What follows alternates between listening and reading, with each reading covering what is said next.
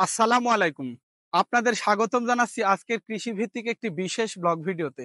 যেখানে আমরা জানবো একটি বিস্ময়কর সবজির নাম, সেটা হচ্ছে তাল বেগুন। এই তাল বেগুন কৃষকেরা কিভাবে চাষ করে, এর পুষ্টিগুণ, উপকারিতা কি এবং কখন এটা চাষ করতে হয়।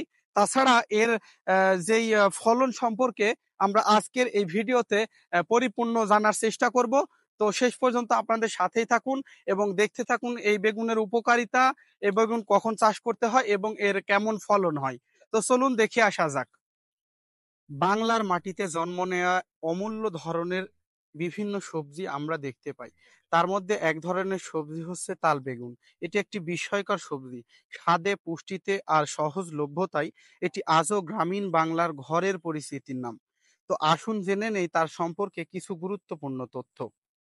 প্রথমেই আমরা জানবো এই বেগুনের পরিচিতি। তো এই বেগুনের পরিচিতিটা হলো, তাল বেগুন এক ধরনের স্থানীয় বেগুন যা আকার তাল ফলের মতো গোল এবং কিন্তু কিছুটা বড় আকৃতির হয়। সাধারণত এটি বেগুনি রঙের হয়, তবে কোথাও কোথাও হালকা সবুজ এবং ধূসর রঙেরও এই বেগুন আমরা দেখতে পাই।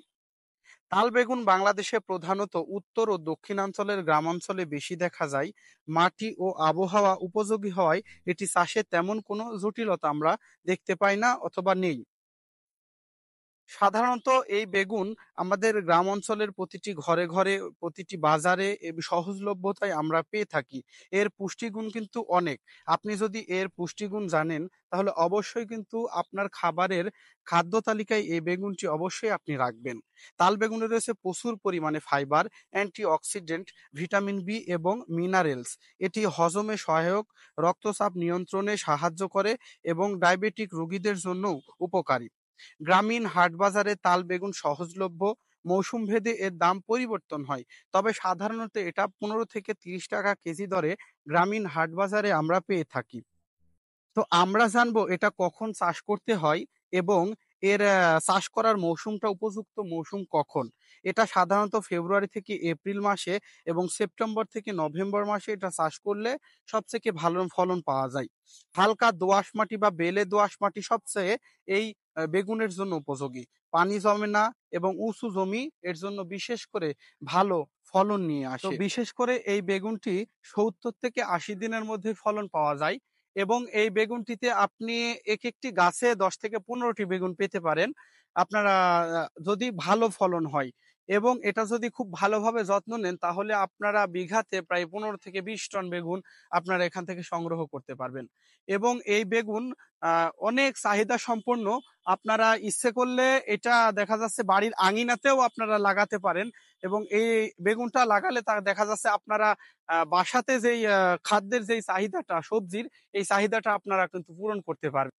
তো আমরা এখন জানবো তাল বেগুন চাষে কি কি কীটনাশক লাগে। এটা মূলত চাষ করা যেমন সহজলভ্য এবং এটা কিন্তু সঠিকভাবে পরিচর্যারও একটি বিষয় আছে। কেমন?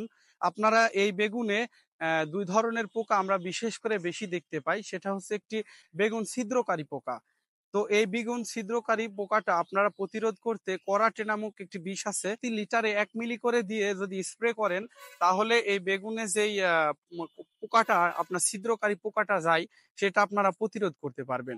তাছাড়া একটি সাদা পোকা এবং যেটাকে গ্রাম বাংলাতে জব পোকা বলে, এটাও আপনারা কিন্তু বেগুনে হয়ে থাকে।